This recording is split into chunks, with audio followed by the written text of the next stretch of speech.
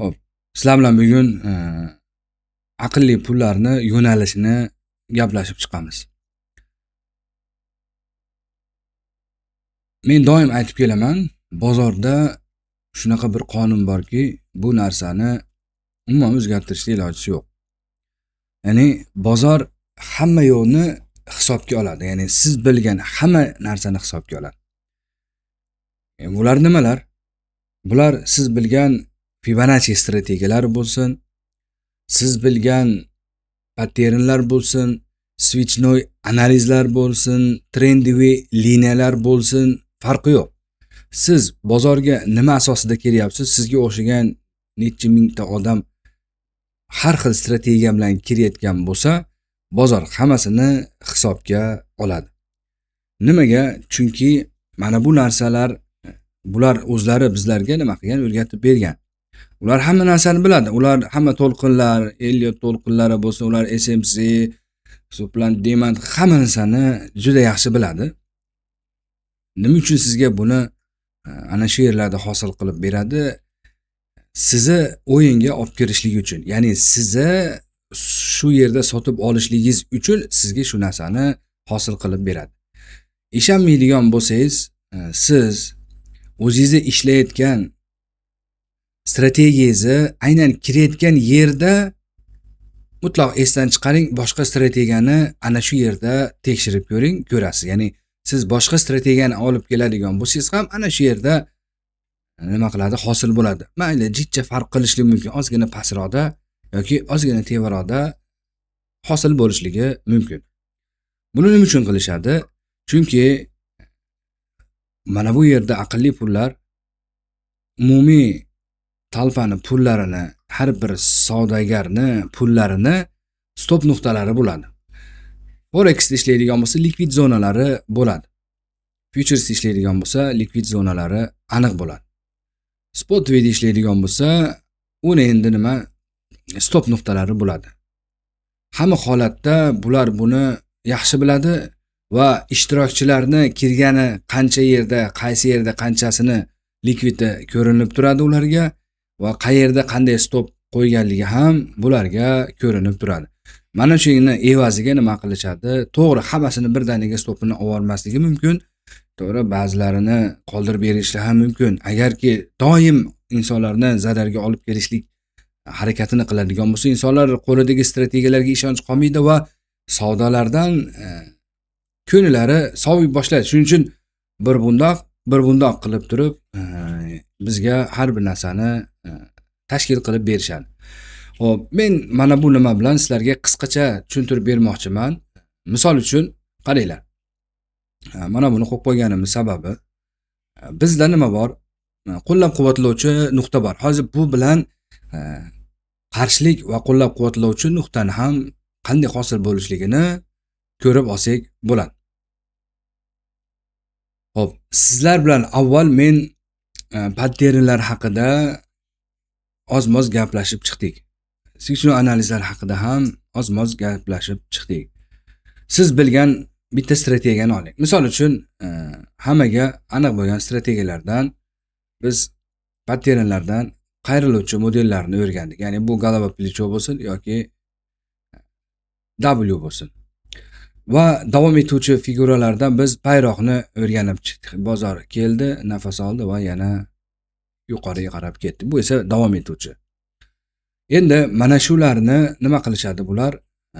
Siz bozor mana bu yerdan asta sekinlik bilan tushib kelishligi bilan bular qo'lidagi pullar bilan sizni odamlarda sotgan narsalarni nima qiladi? Olib boshlaydi. Olib boshlaydi-da va bu narsani asta-asta to'ldiradi. Misol uchun qo'lida 500 dona nima bor? Tangani to'pladi deylik, $10 dan. Ya'ni $10 to'pladi. Xo'p, mana bu yerga keldi, kerakli yerga keldi va mana bu yerdan bular o'zlari nima qilishlik kerak? Ushlab olishlik kerak va bozorni yuqoriga qarab mana shu yerdan yuqorilashlik kerak. Bular nima qiladi? Mana bu siz bilgan patternni mana bu zonaga olib kelib qo'yadi. Ya'ni siz bilgan mana bunday holatda qilamiz. Siz bilgan patternni mana bu yerda hosil qiladi. Siz mana bu pateringa sizga o'xshagan bir necha ming odam kiradi, atiga misol uchun $1000 kirgan bo'lsa, 100 ta odam kirsa $100,000 shu yerda o'zida. Xo'p, mana shu yerda o'zida agar trendiy liniyamdan ishlaydiganlar bo'lsa nima qiladi? Trendiy liniyamiz buzildi, biz testidan kiramiz deydida, mana bunga ham juda ham ko'p odamlar pullarini qo'yishni boshlaydi. Xo'p, Smart Money bo'yicha ishlaydiganlar strukturamiz buzildi, xayr-xayimiz bo'ldi va mana bu yerda order blokka kelyapti. Biz nima qilamiz?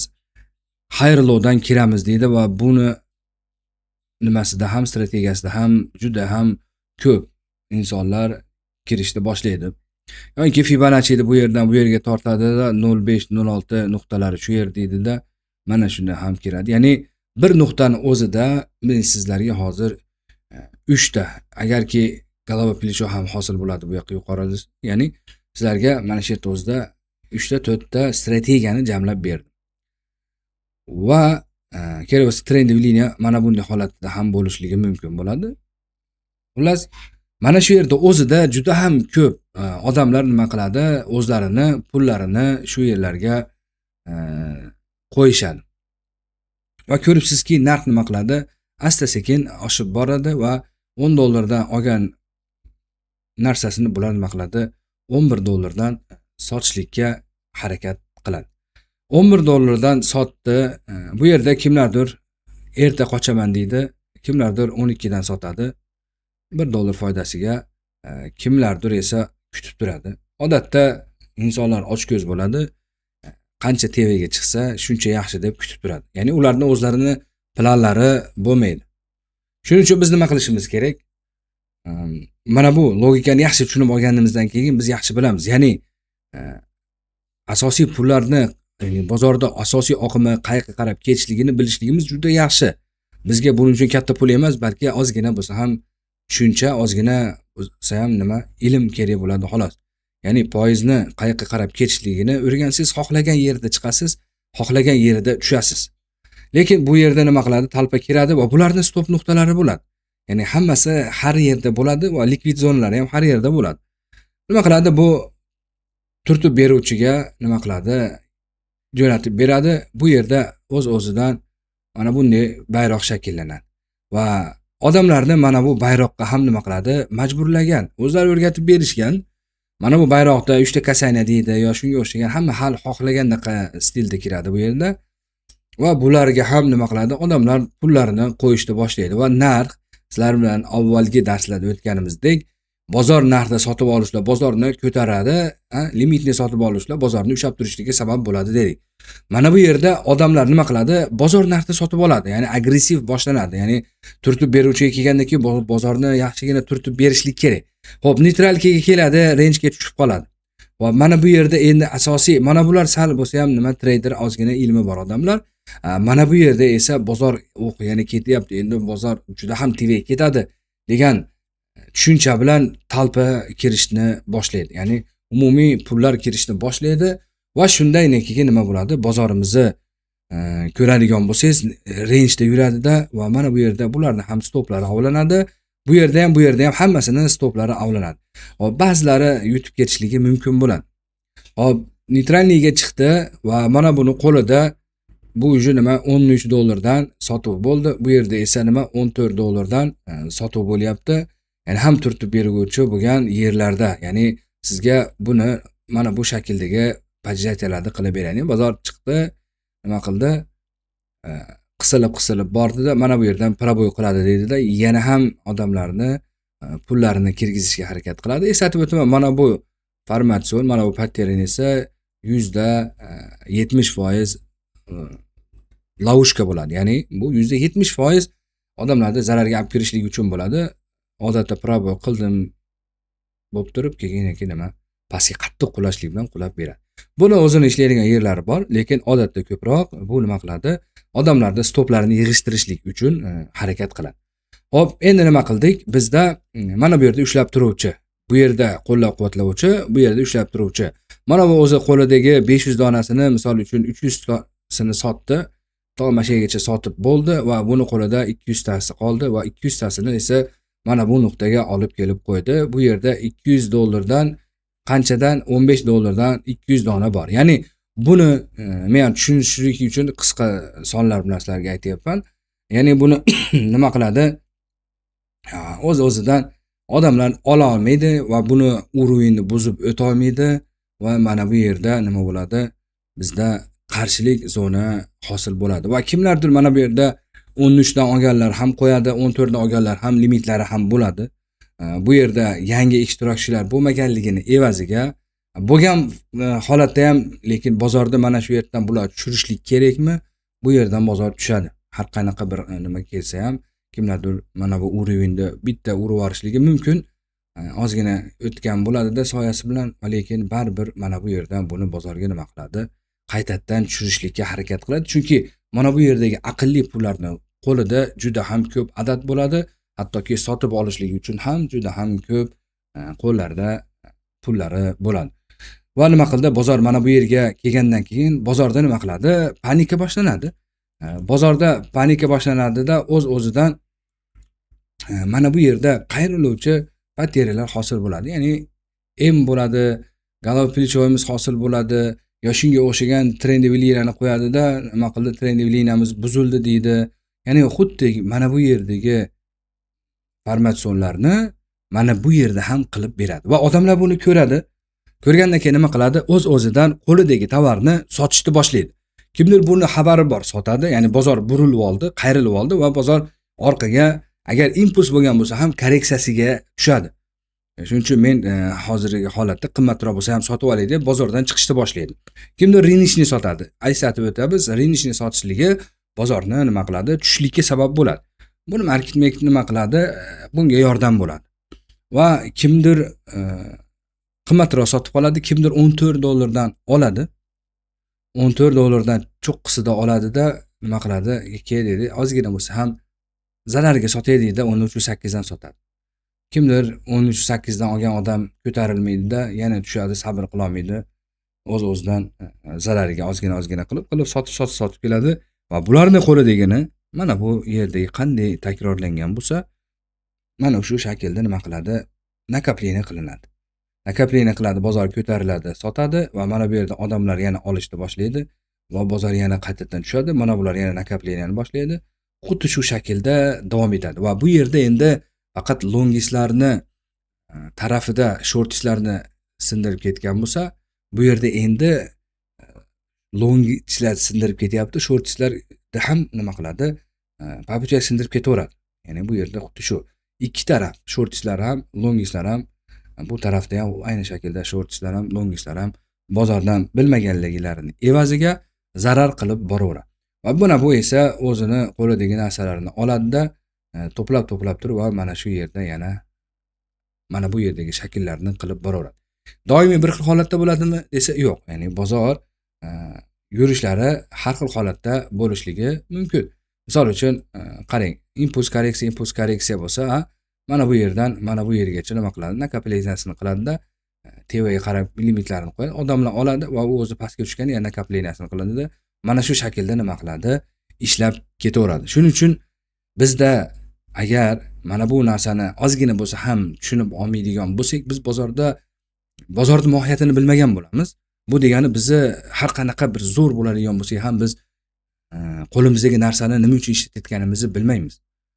Yoki buni misoli men doim aytib kelaman, bir g'orda bir yog'ochga bir odamni baylagan yoki qumursqani bir hasharotni baylagan. Bu esa faqatgina to'g'risini ko'radi. Ya'ni buni faqat mana bu yerdagi devorni ko'radi xolos.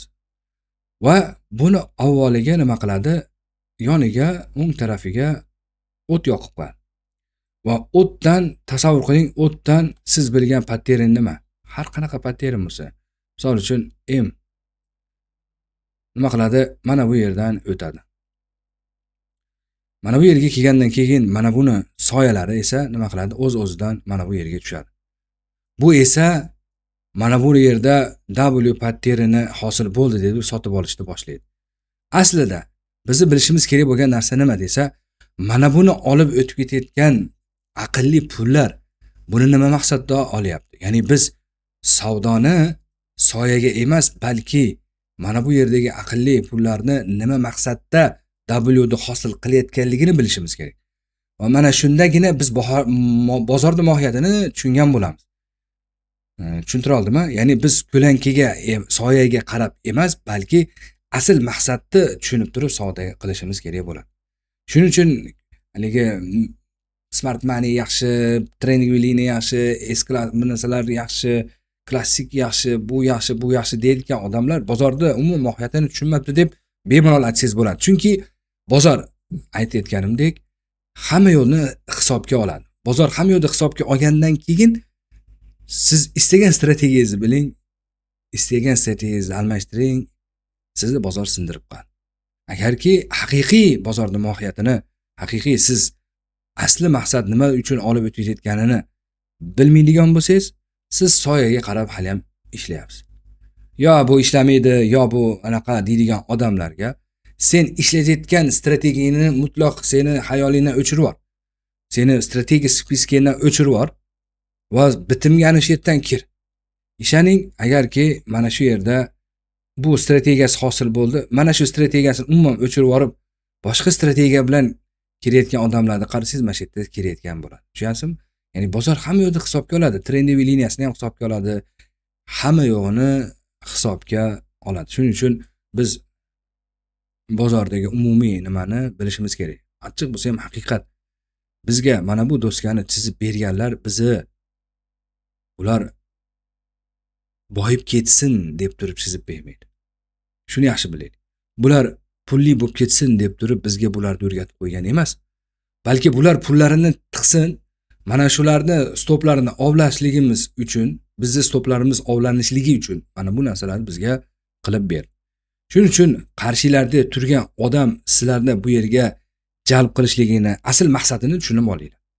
Va keyin ashunga qarab harakat qilinglar. Asosiy narsa nima?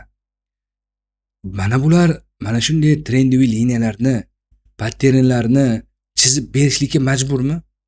Demak, endi biz asl maqsad boshqacha holatda savdoga kirishligimiz kerak. Misol uchun qisqa qilib tushuntiraman, buni kelajakdagi darslarda ham yana aytib o'taman. Lekin biz bilishimiz kerak bo'lgan narsa nima? Siz ko'rib turgan shakllanishlik kerak bo'lgan M patterni. Va bu qayerda hosil bo'lishligini siz avvaldan bilishligingiz kerak. Va siz mana shu yerda trend bilan barobar oldi-sotdi qilishingiz kerak. Ya'ni W hosil bo'lgandan keyin testadan bitimga kiramiz, stopimiz mana bu yer desa, siz hamma qatori savdoga kirayotgan bo'lasiz. Endi siz mana bu yerda W yoki M patternini hosil bo'lyapti va bu yerda qaysi holatlarda hosil bo'ladi deb turib, siz mana bu yerlarda kirib, mana bu yerda chiqasiz, mana bu yerda kirasiz, mana bu yerda bozordan chiqishingiz kerak bo'ladi. Siz qachonki odamlardan sotib olib, odamlar qo'rqayotganda va odamlar ochko'zlik qilayotganda odamlarga sotadigan darajada bo'lmaguningizcha siz foydaga chiqmaysiz. Ya'ni odamlar qochayotgan yerda bozorga kirishlik, odamlar ketdigani endi tevaga mana endi yomon qilamiz degan holatda siz qo'lingizdagi bor narsani odamlarga sotishingiz kerak bo'ladi. Shundagina sizni qisman smart logikasi joylashgan bo'ladi. Ya'ni aqlli pullarni tushunchasi bilan tushunayotgan bo'lasiz. Sizga mana bunday empatiyarini nima qildi bozor, qisqa qilib tushuntirib beraman. Misol uchun yangi tevalik hosil qildik va yangi pastlik hosil qildik. Ya'ni lower low hosil qildik. Siz bilishingiz kerak bo'lgan narsa nima? Yangi lower low qayergacha kelishligini topishingiz eng asosiy. Va mana shu yerda siz aytayotgan narsalar hosil bo'ladi, tushunasizmi? Ya'ni siz shunda trendiy liniyani tortdingiz, majbur. Ya'ni shu yerda bular 3 burchak qilishlikka, bu yerda W qilishlikka, golova плечо qilishlikka majburmi? Ha? Demak, siz ham mana bularni holatiga qarab qilasiz. Demak, bozor yangi lower low qildi, bular majbur trendiy liniyaga tekkizib berishlik kerak. Chunki mana buni hisobiga odamlar pullarini kirgizadi. Demak, siz bilasiz, bu yerga trendiy liniyagacha bozor boradi. Trendiy liniyagacha borganda mana bu yerda qayriluvchi modellardan hosil bo'ladi. Sizga ba'zi bir sekretlari hosil bo'ladi. Buni albatta kelajak darslarda o'tamiz va mana shundan keyin nima qilasiz? asta sekin mana shu liniyagacha ishlab olasiz. Odamlar mana bu yerda sotib olishni boshlashligi mumkin yoki kimdirdir mana bu yerdan sel pozitsiya ochishligi mumkin. Muhimi siz mana bu trendiy liniyaga borishligini biling. Ya'ni foiz mana shu yoqqa kelish kerak edi. Va foiz mana bu yoqqa kelish kerak. Siz shuni biling. Yangi overloadni ko'rdingizmi? Demak siz nima qilasiz? Ikkinchi trendiy liniyagacha yana ishlab olishingiz mumkin. Endi qo'shimcha mana bu yerda order block bo'ladi, imbalans ochiq qolgan bo'ladi, yo breaker bo'ladi yoki shunga o'xshagan qarshilik nuqtalari bo'ladi yoki zerkanli bo'ladi. Yoki kimdir Fibonacci tortadi, bu yoqqa 0605 deydi. Muhimi siz mana bularda hammasini hisobga olishini ko'rishingiz kerak. Ya'ni hamma narsani hisobga olyaptimi? Biling. Demakki mana bu yerda odamlarda zararga olib kirishlik kerak bo'layapti. Ya'ni stoplarni ovlaydi. Shuning uchun umumiy odamlarda strategiyalari hosil bo'lishdan avval siz mana shunga tayyor bo'lishingiz kerak. Ya'ni misol trend chiqdi, tevali hosil qildi va bozor tushdi. Mana shu yerda odatda nima qiladi? Podjatiyasini qiladi. Ya'ni bozor qisilib kelib turib, yana bitta otishlikni qiladi. Siz shu yerda nima qilasiz? Bilyapsiz, shundan keyingi hosil bo'ladigan narsa mana bu partiyaning hosili bo'ladi. Demak siz olasiz, sotasiz, olasiz, sotasiz, olasiz. Mana bu yerlarda siz sotishingiz kerak. Odamlar esa mana bu yerda probel bo'ldi deb turib kiradi. Bu birini ko'rinishi bo'ladi. Yoki bozor tevalida yaxshigina ob'yom chiqadi. Siz ob'yom chiqayotganda qochishingiz kerak bozordan, chunki odamlarga sotyapti, lekin qarshilik chiqyapti. Yaxshigina kuch bor.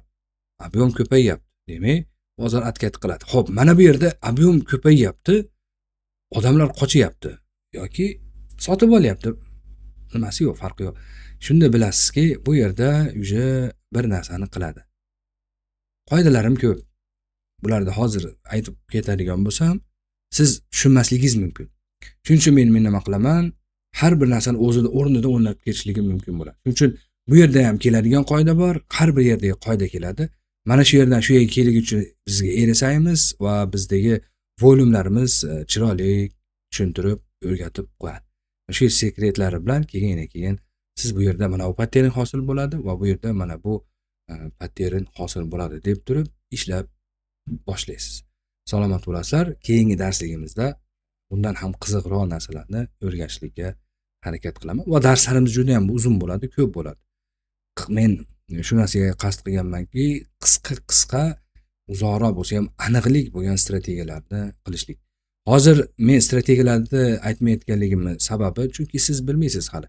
Siz hech bo'lmasa, ya'ni tasavvur qiling, oldingizda bir katta bir dengiz deylik yoki bir katta bir ko'l deylik.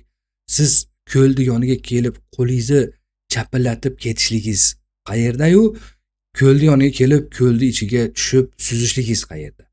Ya'ni siz hozir qo'lingizni chapillatib ketyapsiz. Men sizga suzish haqida gapirsam buni va dengizda tagidagi narsalarni yoki ko'lda tagidagi baliqlar yoki shunga o'xshagan qimmatbaho narsalarni aytishligim sizga foyda qilmaydi. Chunki siz cho'milishni bilmaysiz, suzishni bilmaysiz. Demak, siz hech bo'lmaganda strukturani o'rganishingiz kerak. Hech bo'lmaganda bozorni qaysi holatlarda qanday ko'rishliklarni ko'tariluvchimi, tushuvchimi, range bo'lyapti, nima bo'lyapti? Mana shularni biladigan darajada bo'lishingiz kerak. Hech bo'lmasa suzishni bilishingiz kerak. Ana endi suzishni bilganingizdan keyin endi men sizga mana bu narsa, mana bu narsa, mana bu narsa, mana bu yerda bor, mana bu manaqa ishlaydi, mana bu suzsangiz mana bunday bo'ladi desam, keyin siz mana buni ichida bemalol suzishni boshlaysiz. Ya'ni shuning uchun biz avvalidan qisqa qilib bo'lsa ham, uzoqroq bo'lsa ham bozorga kirib, bozorda nimalar bo'ladi, qanday bo'ladi, ilmlarini olishimiz kerak. Mana bu narsa qo'lingizda bir qoida hosil bo'ladi. Ya'ni siz strategiyalarni ko'ra oladigan va aytilgan strategiyalarni grafikdan topa oladigan darajada bo'lishingiz kerak. Salomat bo'lasizlar. Keyingi darslarda ko'rishguncha.